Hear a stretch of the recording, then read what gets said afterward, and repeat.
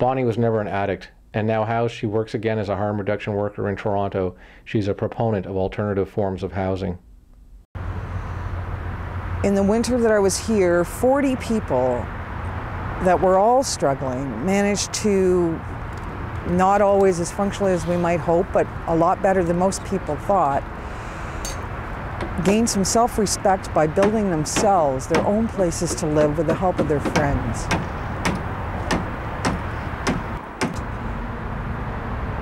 I think, and I believe,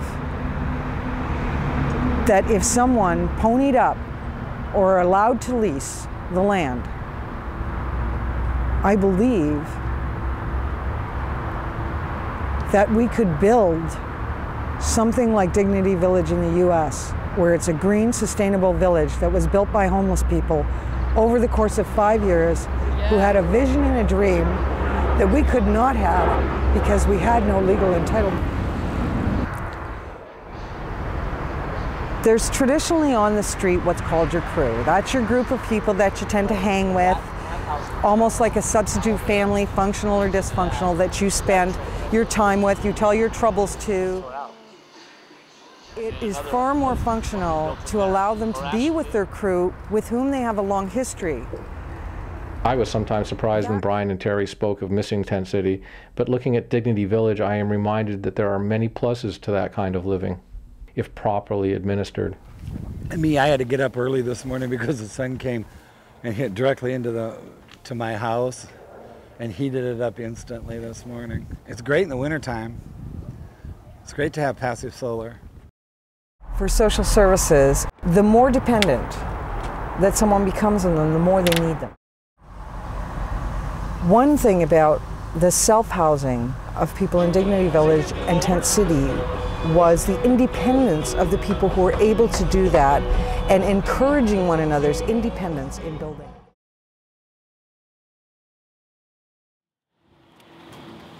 Hi Eric, my name is Brad Powell. I'm the chairman here at Dignity Village, and we're located in Portland, Oregon. And we're the only city-sanctioned homeless community in the world. Why are you one of the only city-sanctioned homeless communities? Well, basically we started out underneath the Fremont Bridge, and it was just a group of protesters that got tired of getting kicked out of the doorways by the police and herded like cattle, told they couldn't stay places, and they just got fed up with it, and they said, we are the public and this is public land, why can't we stay here? And the city of Portland kind of agreed that they had a right to live somewhere. They found a loophole in the Oregon state law that said there was that we could have 2 emergency campgrounds per municipality or per city, and that was the only loophole that got us to stay here. And I had a friend that lived out here, and he told me about it, and I shared some of the same social stigma about a dirty bum camp. Right. And when I got out here, I was amazed. This has really come along. Yeah, it's coming along, and tomorrow we're painting the outside with the kids. Yeah, nice. Hopefully have the roof on by Now I get the idea about the glass now. What's that? So this is where the sunlight's going to come in, and you pick the angle because of the direction, southwest?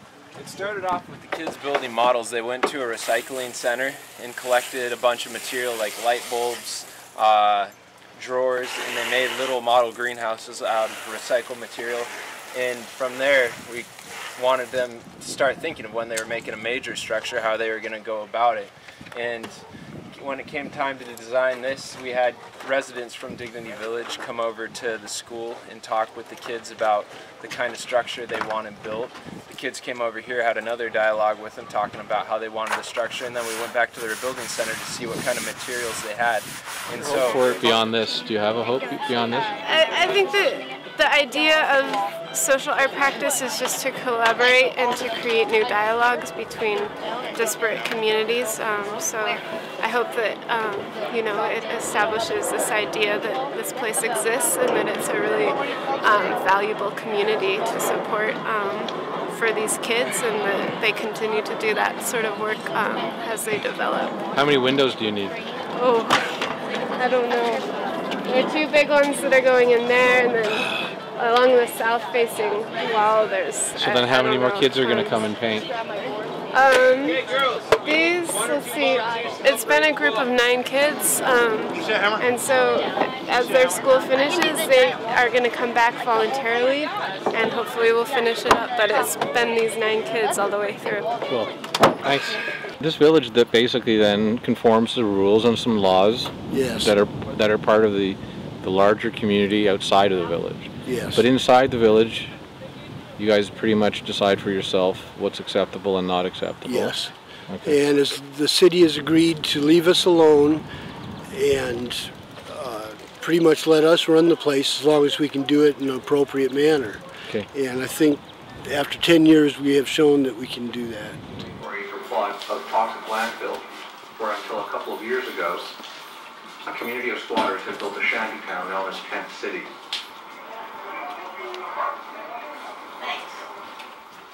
After their eviction in 2000. A few things affected me by that. One was that I'm her and she's me. You know, the stories of the women are very similar to the stories of mine. And I didn't expect that the guy we're watching all the way through, it's going to show him his coffin. That kind of was hard for me. You know, he died, but that happens. We had a lady here, that an older lady who made plenty of money through her disability checks. Had a couple checks coming in a month, easily could afford an apartment. But she didn't want to leave because she was afraid she'd get in these apartments and nobody would come see her and she'd be alone. She's used to being around a lot of people. There's 60 people here on a little over an acre of land. And I thought that was an excellent documentary film. It really impressed me, gave me an alternate point of view, or a different way to look at things that I'd never considered before. It sounds really good to be put into housing, but I guess it's how you use it. I can see where the problems that could develop now, and I never even considered that. How important is patriotism to you? Well, my door has a flag on it. My wall has a flag on it. I got a flag here. I'm a pretty good. I'm a patriot. You know, I don't believe that I'll go anywhere else and kill people for us, but damn sure if they're going to come here. Yeah, I hear you. You know, I'll be the first one to pick up a rock and a stick and fight like a caveman. I don't care. I can see you fighting like a caveman. I tell everybody when they get here, they're like, oh, this is so great. This is so great. I said, there will be a time that comes that you will regret and dread going out of the gate. And do you feel that way? Not anymore, but I did for a long time. Because this became so... This became everything, and that's the way the psychological part of it works. And so you think in that process of it becoming everything, you become more whole yourself, and then you can go out again? Yeah, it definitely fixes the way you think. I'm still homeless.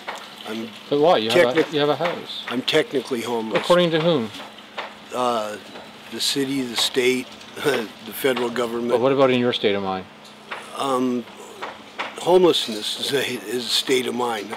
Hard, you know, the home is where the heart is, and so you're never without a home.